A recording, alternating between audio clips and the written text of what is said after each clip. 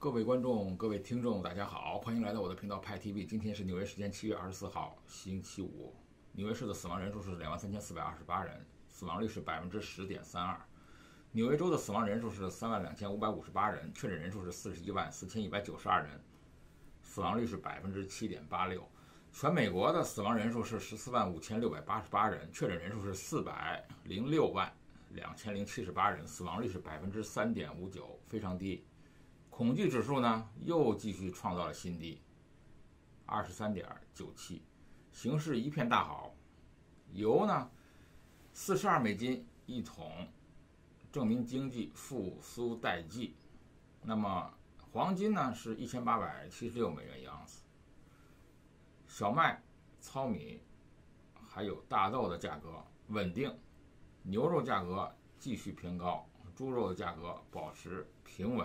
人民币对美金的兑换率是7.02对1美元。自从最近发生了很多的莫名其妙的事情包括关总领馆等一下我还要谈。现在先谈一下，那新学年允许学生选择继续上网课呢，那么很多学区呢也要求决定返校上课，但是很多的师生呢和家长他担忧染疫的风险。那么根据这个流行病学者的这个研究那么近日呢，如果在新泽西为例他返校上课的各类行为场所呢进行了一些风险的评估，那么依序如下。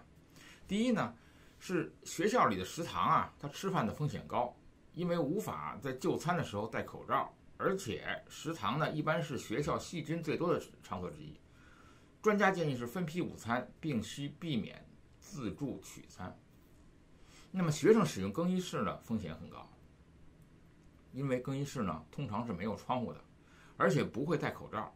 那么空间狭小的更衣室呢也很难保持社交距离，所以呢卫生人员建议呢要关闭更衣室。更换教室的风险高，因为学生很难保证对于所触碰的所有表面进行有效消毒，而且学生呢将成群结队通过走廊到不同的教室。此举呢也会增加教师染疫的风险，因为教师需要在一天内接触不同的学生群体。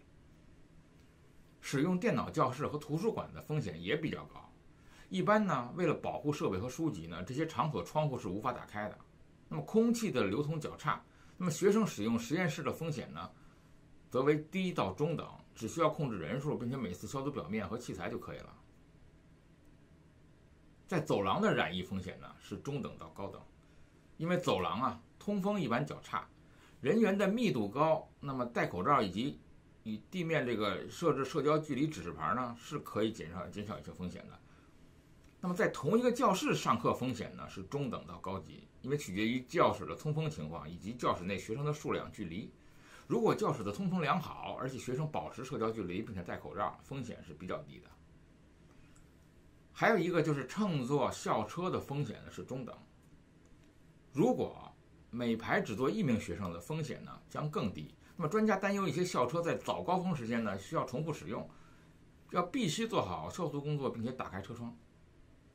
户外的运动的风险呢是低到中等，如果学生能够在运动时候保持距离，那么染疫的风险较低。如果学生是在室内体育场运动，由于运动的时候是不宜戴口罩，而且呢室内空气流通呢情况较差，风险呢就很高。使用学校的厕所风险呢为低到中等，因为学校呢是不是控制每次进入这个厕所的人数呢？厕所的同时这个通风环境呢也至关重要，所以建议是厕所禁用烘手机厕所门敞开同时呢减少人员的接触。美国人大多数人认为戴口罩就是等死，就是违背上帝的旨意。口罩呢他们认为呢是政府毒害民众的匕首。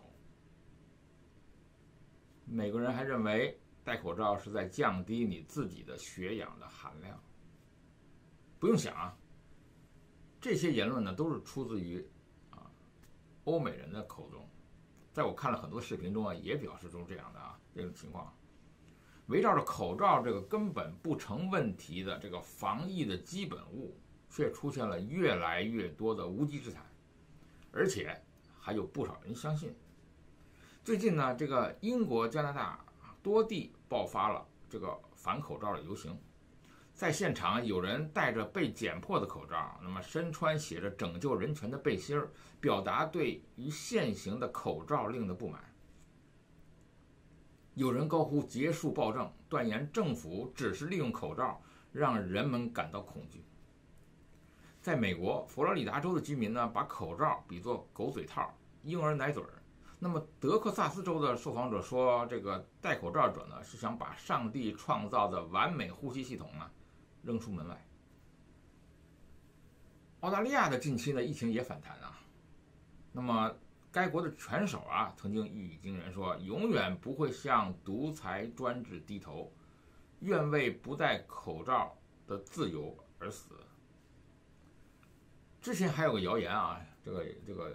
流传很广，叫做口罩里面的金属鼻梁条是5G 天线，无线电波会控制人们的大脑，金属条是杀死民众等凶器。一般人呢都会为这种智商笑哭了。那么有的网友呢，他总结了这个欧美人他不戴口罩的千百种理由呢，这些理由呢，包括说会剥夺自由啦，毁灭国家啦，违抗上帝啦，将遭天谴啦，危害人类啦，禁止呼吸啦，这些奇幻的逻辑，这更是难以想象。我们知道现在都已经到达2020年了，口罩居然能成为某些西方国家新一轮反制浪潮的风向标。说起来，欧美民众和口罩的生分呢，其实有很多的原因。那么疫情之初呢，美国人曾经跟中国人讲说美国人从小受的教育呢，就是生病的人才戴口罩，就是为了不伤害别人嘛。健康的人不用戴，所以他们是真的不喜欢戴口罩，这也是可以理解的。那么算是这个一重文化的因素啊。那么疫情最严重的那会儿啊，根据这个香港的朋友反映啊，他们生活在香港，他们看到这些老外呢，也是很少有戴口罩的。那不过呢，把口罩与反制、反科学的言论联系在一起呢，甚至将其政治化，就明显的是有意为之的。倘若我们看这几百万的确诊病例呢，几十万的死亡病例呢，还是天真的认为新冠病毒是捏造出来的，病毒根本就不存在，这明明就是一个大型流感等等，显然脑子是不大够用的。这种反制的浪潮啊，不仅体现在口罩上，那么几个月前呢，很多的国家也盛传 5G 传播新冠病毒，于是有人就烧毁了 5G 的基站，那是在英国嘛。那么某些的政客呢说向体内注射消毒液可以清除新冠病毒，那是川普说的吧？那么真有美国人通过口服消毒液的方式抵御病毒呢，然后就挂了。这真是人类文明史上的奇葩，是非常讽刺一幕。当科学家们苦口婆心地说戴口罩啊可以预防病毒的时候，一些民众呢却把政客的话呢奉为圭臬，认为戴口罩就是不爱国，就是向中国式的抗疫模式低头，坚决不能忍。正像美国的民主党议员啊，这个人叫做吉米·拉斯金，他说，其实他在骂川普啊，世上竟有国家将戴不戴口罩视作一种政治或者意识形态的表达。不少人呢最近都看到了新闻啊，说有美国年轻人呢，他不信病毒的邪，搞了一个新冠病毒 party， 就是为了展示年轻人身强体壮，即使扎堆也感染不了。结果一名30多岁的这个年轻人呢，中招去世了。疫情的大流行啊，会出现了大谣言，这本身呢，它就是社会恐慌的一个通行的病症。其实不光是瘟疫，各种引起恐慌的事件，比如洪水、地震、核辐射发生后呢，社会上难免流传起各种各样的谣言。这些谣言呢，通常是没有科学根据的，恐慌性的堆积生活用品，坚信某种神器可以抵御灾难，这种戏码我们都见过了，也见很多了，算是趋利避害的心理作祟。但是明明病毒就在眼前，明明有口罩可以供防疫，而有些人却视而不见，坚决不用，甚至认为这东西有害，有政治风险。这种反制反科学的桥段呢，还真是出乎正常人的思考范畴。为什么会这样？诺贝尔经济奖学这个获得者啊，这个美国经济学家保罗·克鲁格曼呢，日前转文，他说，反智主义呢，就是政治精英和学术精英的合谋。否认科学的背后是什么？答案似乎是政客和特殊利益集团的结合。早在几十年前，那么著名的科幻作家叫做科西莫夫就说过啊，民主体制的属性一定程度上也让反智主义得以流行，因为一些人认为我的无知和你的博学一样优秀。贫富分化呢，本身也是反智主义盛行的重要的社会根源。反智主义反对的不只是智，还包括有智的人、有钱的人。你越有知识，你越适合撒旦。这是反智主义者最经典的语句。所以在某种程度上呢，这是没有办法的办法。当疫情迟迟控制不住，甚至发展到无法收场的局面，同样出于趋利避害的心理，丢掉科学，甩锅他国，把住自己的政治资本，对于某些西方政客来说很重要。人类的灯塔秒变成了反智中心，就成为了聪明绝顶的选择。于是我们看到了医疗专家的抗议呼喊遭遇了群嘲，喝消毒水健身健体却大有市场。一边是政客精英的别有用心，一边是示威者宁可死于病毒也要自由的呐喊。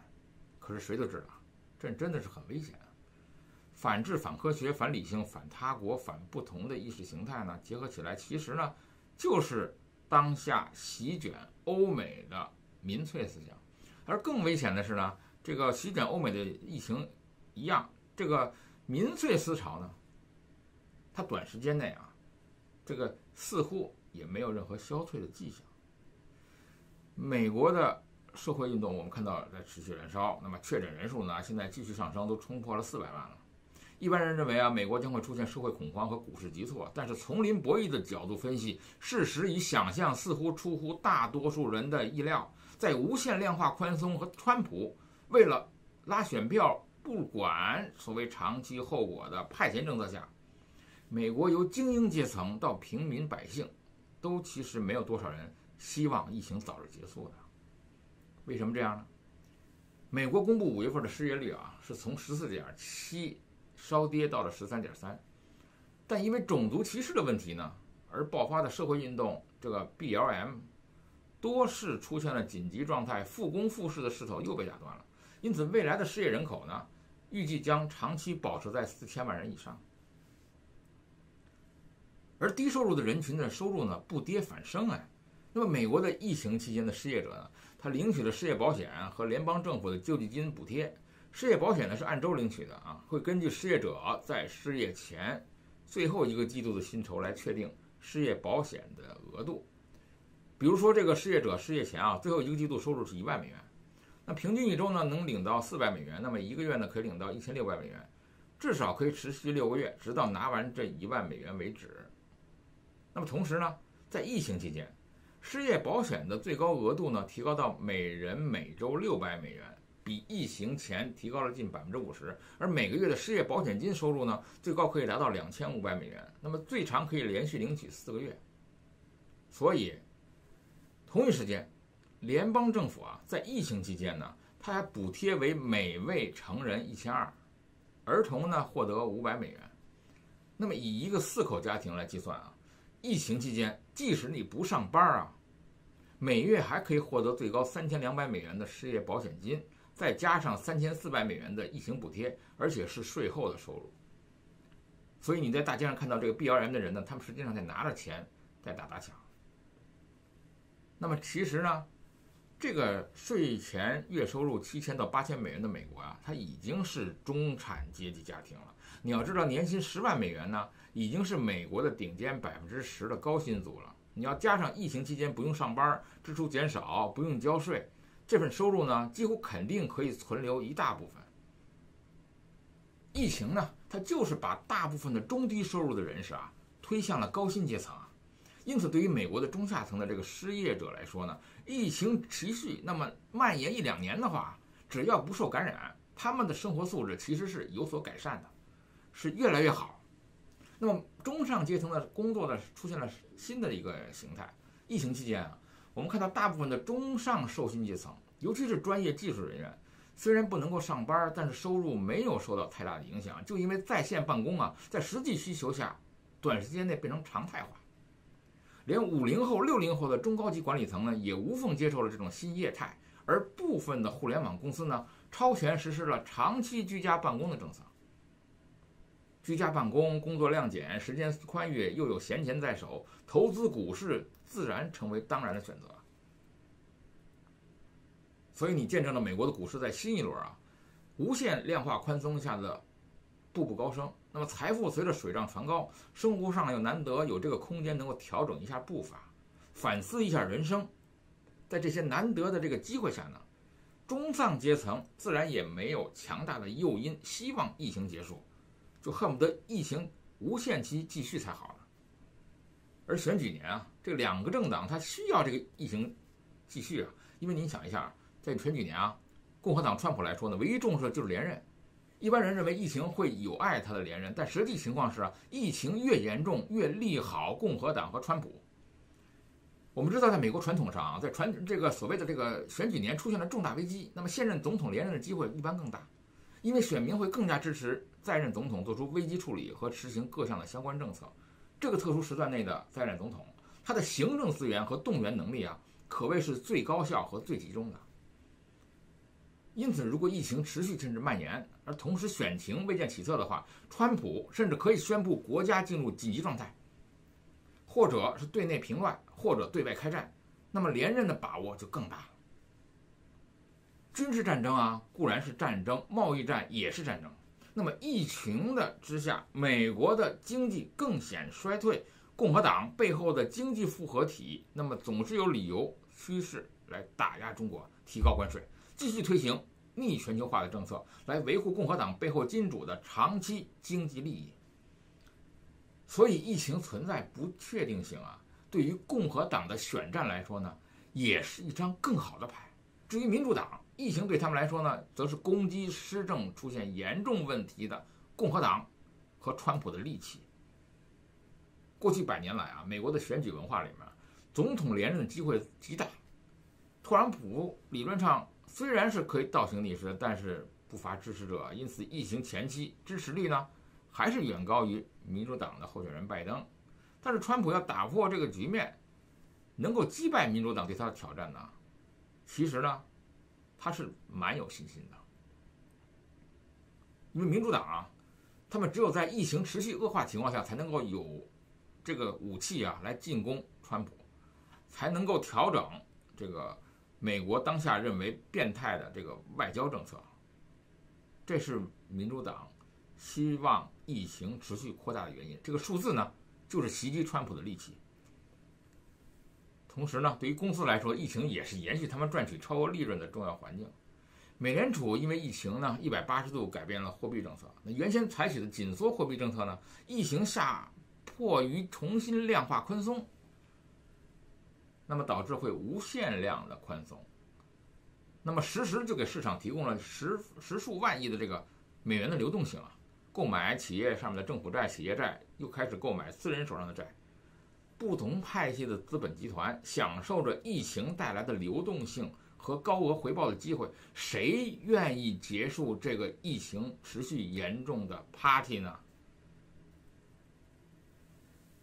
从上到下，从精英到底层人士，从劳工阶层到失业人士，都在享受着疫情直接带来的好处。谁又会特别在乎新冠肺炎死去的那10几万人呢？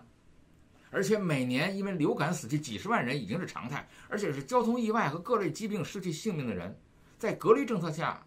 跌幅明显。新冠肺炎的杀伤力并不如以上各个团体已经到手的利益，这就是丛林博弈下美国人对疫情的态度。这很 America， 中国人的思维呢不容易看得明白。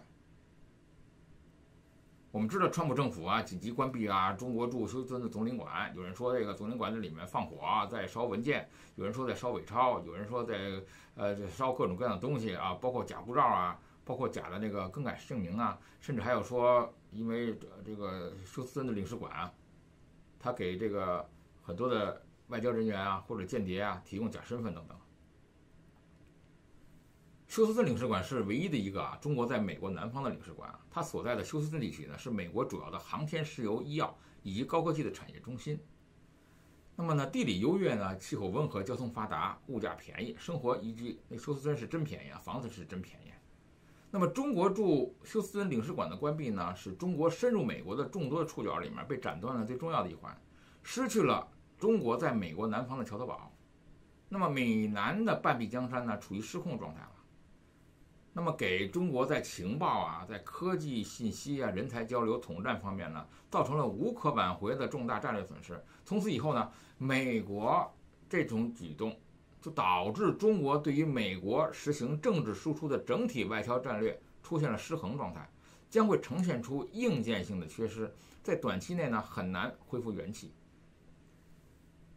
那么关于休斯敦领事馆的情况呢？那么我看一下时间也差不多了，我们明天再继续谈。那么只是希望啊，所谓的中国被美国连续关更多的领事馆的可能性越来越高。现在又焦点瞄在旧金山领事馆，我们拭目以待。派 TV，我们明天见，欢迎订阅。